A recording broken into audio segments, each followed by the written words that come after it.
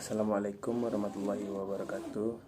Perkenalkan, nama saya Muhammad Abudin, BP 2011-03-1011. Baiklah, saya membuat video untuk melengkapi tugas aspek hukum, etika profesi, dan komunikasi bisnis. Baik, saya akan membacakan etika dan hukum dalam bisnis. Etika dan hukum dalam bisnis yaitu etika dipandang sebagai state of the art hukum, yaitu di mana pedoman perilaku yang ada saat ini ditafsirkan ke dalam hukum dan digunakan sebagai pedoman selanjutnya untuk masa yang akan datang. Hukum akan mengkodifikasi harapan dari etika dalam melaksanakan kegiatan bisnis. Meskipun disadari tidak semua harapan etika tersebut dapat dipenuhi oleh hukum, norma etika memang bersifat dinamis, tetapi begitu ia dituangkan dalam ketentuan hukum, sifat dinamisnya menjadi berkurang atau bahkan mungkin menjadi statis. Maka di sini hukum tentunya harus memperhatikan pula apabila adanya perubahan-perubahan. Perilaku bisnis mempunyai peranan dalam menumbuhkan bisnis yang berbudaya, bermoral, dan taat atau sadar hukum. Kesadaran hukum harus dapat merata di antara pelaku bisnis, para eksekutif, para birokrat, yang didukung pula oleh faktor lingkungan yang sehat dalam berbisnis, sehingga budaya bisnis yang baik, sehat tetapi terjaga dan terpelihara. Etika bisnis berdasarkan nilai-nilai Pancasila. Perspektif Pancasila sebagai landasan pembentukan etika bisnis diperlukan untuk satu, yaitu pembentukan etika bisnis yang sesuai dengan kondisi bangsa. Kedua, penegakan demokrasi ekonomi yang sejalan dengan nilai-nilai Pancasila dan Undang-Undang Dasar 1945 dalam pasal 33. Yang ketiga, memberikan perlindungan pada usaha mikro kecil khususnya. Aliran dalam etika. Satu, yaitu aliran utilitarianisme. Baik atau buruk setiap tindakan diukur dari apakah tindakan itu menghasilkan tingkat kesenangan atau kebahagiaan dan kemanfaatan yang terbanyak dengan pengorbanan yang sedikit. Yang kedua, ada aliran deontologi. Baik atau buruk setiap tindakan tidak diukur dari hasilnya, tetapi merupakan kewajiban moral atau tugas yang bersumber dari kehendak secara mandiri. Lanjut ke sumber nilai-nilai etika. Terdapat 4 sumber nilai etika dalam komunitas, yaitu pertama ada agama, kedua filosofi, ketiga pengalaman dan perkembangan budaya, dan 4 yaitu adalah hukum. Pengertian hukum sebagai suatu perangkat kaidah dan asas yang mengatur kehidupan manusia dalam masyarakat, mencakup pula lembaga atau institutions dan proses yang diperlukan untuk mewujudkan hukum itu di dalam kenyataan. Pengertian bisnis. Keseluruhan kegiatan usaha yang dijalankan oleh orang atau badan secara teratur dan seterus-menerus, yaitu berupa kegiatan mengadakan barang atau jasa maupun fasilitas untuk diperjualbelikan, dipertukarkan, atau disewakan dengan tujuan mendapatkan keuntungan. Dalam upaya memperoleh keuntungan atau laba tersebut, tentu perlu adanya rambu-rambu pengontrol agar tidak menghalalkan secara segala cara demi capai tujuan bisnis tersebut, maka diperlukan hukum. Macam-macam sistem hukum. Yang pertama yaitu ada sistem hukum Eropa kontinental. Menurut sistem Eropa kontinental, hukum memperoleh kekuatan mengikat karena diwujudkan dalam peraturan-peraturan berbentuk undang-undang dan tersusun secara sistematik dalam kodifikasi atau komplikasi tertentu. Hukum adalah undang-undang. Tujuan dari sistem hukum ini adalah untuk menjamin kepastian hukum atau diatur oleh peraturan tertulis. Penerapan sistem hukum kontinental sangat berpengaruh di Indonesia, yang menerapkan atau berlakunya aliran atau paham positivisme. Yang kedua ada sistem hukum Anglo-Saxon dari Anglo-Amerika. Sumber hukumnya merupakan putusan hakim atau pengadilan, atau judicial decisions. Kebiasaan dan peraturan tertulis undang-undang dan peraturan administrasi negara diakui yang pada umumnya bersumber dari putusan pengadilan. Hakim mempunyai wewenang yang sangat luas untuk menafsirkan peraturan hukum yang berlaku, atau sering disebut juga sebagai case law. Yang ketiga ada sistem hukum adat, bersumber pada peraturan hukum tidak tertulis yang tumbuh, berkembang dan dipertahankan dengan kesadaran hukum masyarakat, merupakan penjemiran kehidupan masyarakat. Yang keempat ada sistem hukum Islam oleh Haji Waris. Kaidah atau norma dalam kehidupan bermasyarakat. Yang pertama kaidah agama, kedua kaidah kesusilaan, ketiga kaidah kesopanan, dan keempat ada kaidah hukum. Baik, kita lanjut. Pengertian hukum bisnis. Seperangkat kaidah-kaidah hukum yang diadakan untuk mengatur serta menyelesaikan persoalan-persoalan yang timbul dalam aktivitas antara manusia, khususnya dalam bidang perdagangan. Serangkaian peraturan yang berkaitan secara langsung maupun tidak langsung dengan urusan-urusan perusahaan dalam menjalankan roda perekonomian. Hukum sebagai salah satu sarana atau alat pengawasan yang disebut dengan social control, yang efektif untuk mengendalikan praktik bisnis yang tidak sehat. Sebab hukum menetapkan secara tegas apa yang diharuskan dilakukan atau tidak boleh dilakukan, serta bentuknya yang tertulis memberi rasa aman bagi para pelaku bisnis, karena apabila terjadi pelanggaran, sanksinya jelas. Bisnis tidak bisa lepas dari faktor hukum, tetapi hukum saja belum cukup untuk mengatur bisnis. Dalam hal ini pula didukung faktor lain seperti etika, bahkan pada taraf normatif, etika mendahului hukum. Mematuhi hukum dalam bisnis adalah suatu keharusan. Etika bisnis mendasari terbentuknya hukum atau disebut dengan substantif. Bukan sebaliknya, hukum yang membentuk etika bisnis. Etika sebagai bagian atau cabang dari filsafat umum yang mempelajari tentang tingkah laku manusia mengenai baik dan buruknya dalam kehidupan bermasyarakat. Filsafat hukum mempelajari tentang hakikat hukum, juga merupakan cabang filsafat atau khusus keduanya, atau etika dan filsafat. Pada dasarnya sama-sama membahas mengenai aturan tingkah laku manusia dalam kehidupan masyarakat dan dipraktekkan dalam kehidupan bermasyarakat. Etika berkaitan dengan tentang apa yang benar dan apa yang salah, sedangkan hukum cenderung dapat ditafsirkan sebagai masalah legal atau ilegal. Tidak semua etika diatur secara penuh oleh hukum, karena etika terus berkembang dalam kehidupan masyarakat yang mencerminkan pemikiran etis masyarakat dalam membangun etika bisnis, sedangkan hukum bersifat terbatas. Namun, demikian hukum harus dapat mengkonfidasikan harapan dari etika atau bisnis, meskipun disadari bahwa semua harapan etika tersebut dapat dipenuhi seluruhnya oleh hukum. Pembangunan kultur bisnis yang sehat ideal dimulai dari perumusan kembali etika dasar, atau yang disepakati oleh semua pihak, yang dipergunakan sebagai norma perilaku. Sebelum aturan atau norma perilaku dibuat dan dilaksanakan, norma atau aturan etika bisnis tersebut kemudian diwujudkan dalam bentuk hukum. Dalam hal ini, etika dapat dipandang sebagai state of the art hukum, yaitu merupakan pedoman perilaku yang ditafsirkan ke dalam hukum sebagai pedoman atau peraturan di kemudian hari. Pada dasarnya, norma bersifat dinamis. Begitu dituangkan dalam hukum, sifat dinamis menjadi berkurang dan bahkan mungkin statis. Yaitu ada pemahaman bidang hukum. Pemahaman bidang hukum penting bagi seorang pengusaha atau entrepreneur atau antara lain keberadaan hukum atau undang-undang yang berhubungan dengan usahanya atau kegiatan bisnis.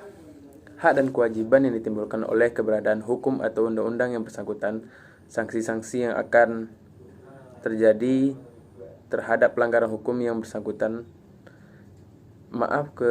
manfaat keberadaan hukum tersebut sebagai pertimbangan bagi pengusaha dan pihak-pihak lain yang berkaitan. Landasan hukumnya seperti landasan ideal yaitu Pancasila, landasan konstitusionalnya Undang-Undang 1945 yaitu merujuk ke pasal 33, pasal 26 ayat 2. Ketentuan hukum lainnya yaitu ada hukum perdata atau KUH Perdata dan KUH Dagang.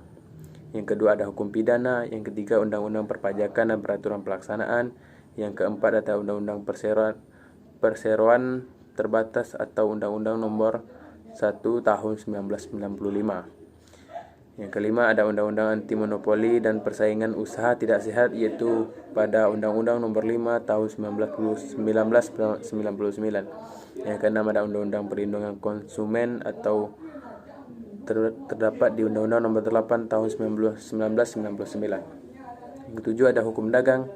Kedelapan ada Hukum Ketenagakerjaan dan Peraturan Pelaksanaannya.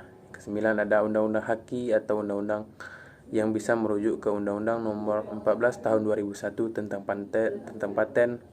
Yang kedua ada Undang-Undang Nomor 15 Tahun 2001 tentang merek, dan ketiga ada Undang-Undang Nomor 19 Tahun 2002 tentang hak cipta.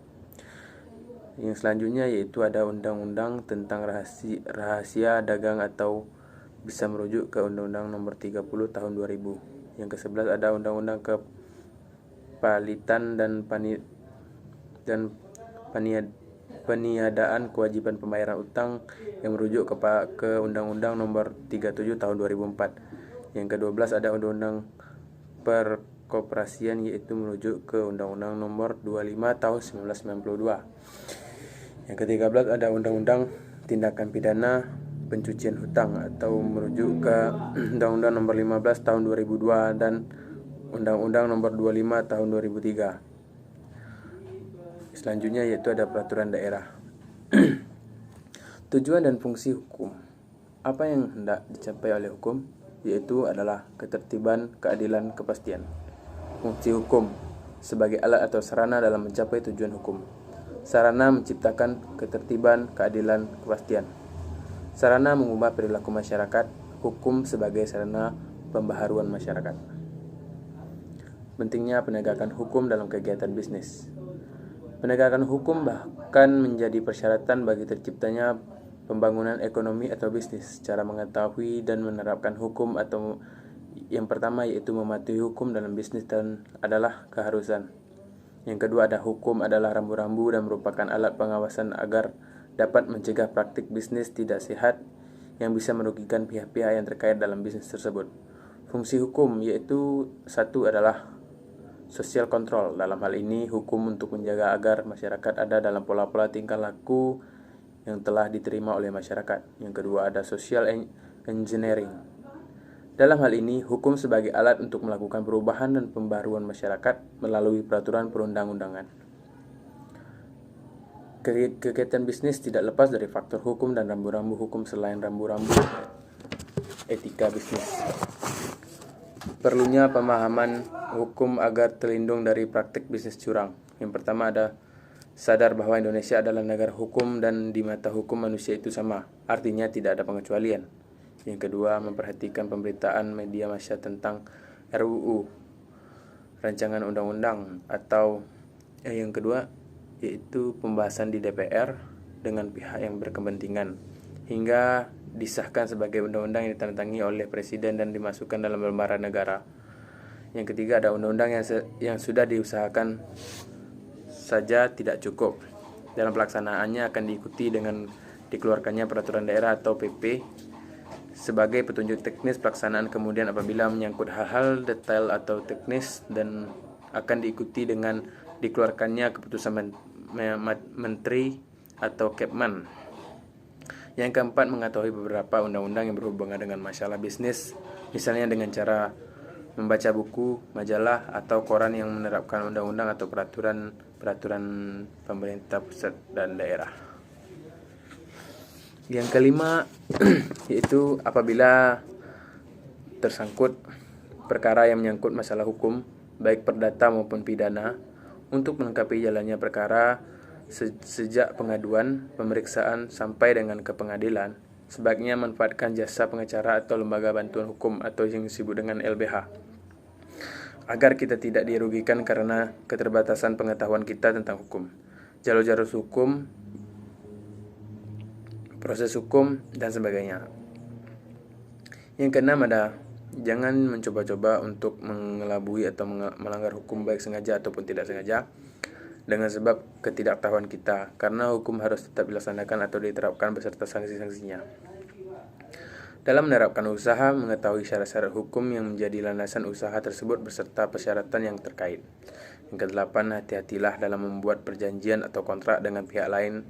Jangan sampai kita dirugikan atau karena jebakan yang secara hukum adalah sah sifatnya, tetapi secara faktual sangat merugikan kita atau membuat perjanjian yang akan melanggaran hukum. Mintalah nasihat atau saran dari penasihat hukum dan dari yang sudah berpengalaman. Yang kesembilan, menjadi anggota asosiasi dagang atau perusahaan sejenis yang banyak manfaatnya bagi perlindungan dan kemajuan usaha. Misalnya Inkindo, Gapensi, Akli, Asephi, dan sebagainya. Yang ke-10, baca dan simaklah kasus-kasus hukum aktual yang meliputi pelanggaran hukum oleh pengusaha, perselisihan hukum di antara pengusaha yang dimuat di surat kabar, majalah, buku, dan lain-lain, agar kita bisa mengambil pelajaran dan manfaat dari kasus-kasus tersebut. Subjek dan objek. Subjek hukum adalah setiap pendukung hak dan kewajiban atau mempunyai kewenangan hukum. Subjek hukum terdiri dari manusia atau orang. Yang kedua ada badan hukum. Objek hukum adalah segala sesuatu yang bermanfaat bagi subjek hukum, mempunyai nilai ekonomis dan dapat dikuasai. Objek hukum atau benda berwujud, benda tidak berwujud, benda bergerak, benda tidak bergerak.